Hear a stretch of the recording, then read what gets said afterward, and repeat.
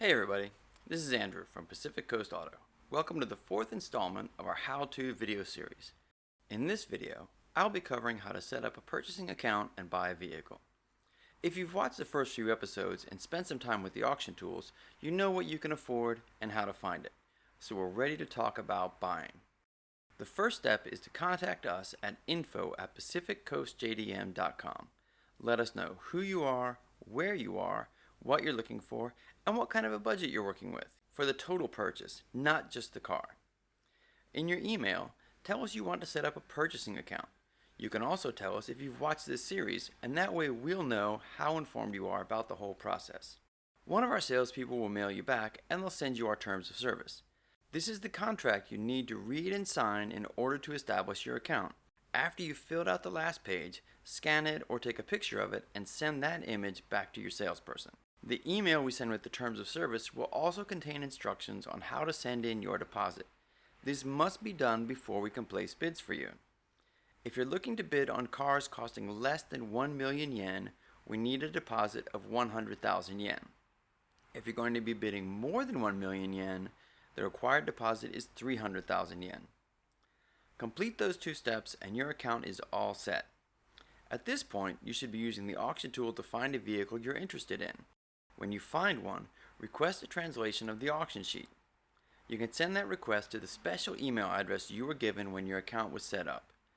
Give us the auction link, tell us what type of vehicle it is, and the bid number.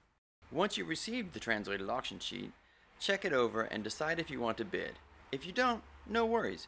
Just keep searching and sending in those translation requests. If you do, use the other special email address you were given and tell us your bid.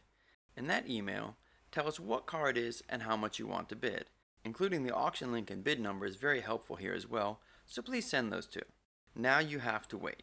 Once the vehicle has gone through auction, we will contact you and let you know the result. If you didn't win, we'll tell you how much the vehicle sold for if it's sold. It is possible for a vehicle to not sell if the seller had a reserve bid that wasn't met. If you did win, we'll ask you for a bit more information to prepare your invoice. When it's ready, we'll email that to you.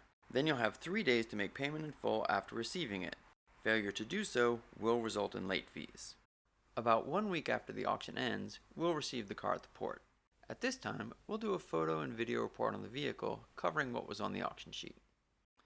After that, it'll take us about 1 or 2 weeks to get the shipping and arrival dates. About 4 or 5 days after the vessel departs, we'll email you all the documents you need to get the vehicle through customs. We'll also be mailing you hard copies of these documents. The email that we sent you with the digital copies will also include a tracking number, so you'll know when the hard copies will arrive. This is the point where our involvement with the vehicle ends.